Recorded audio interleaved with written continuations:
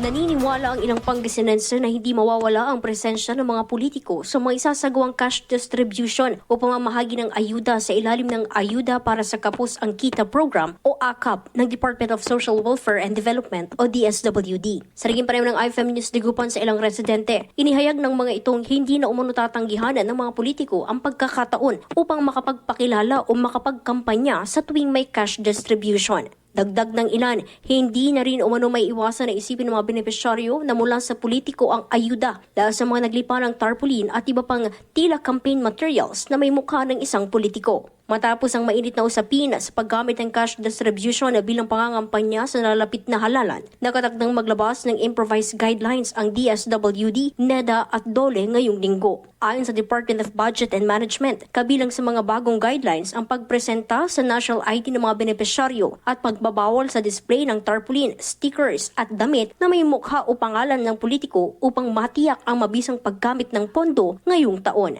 Kasama mo mula dito sa IFM Digupan. Ito si Idol Jam Victorio. Tatak, IFM. IFM News. IFM News. IFM News.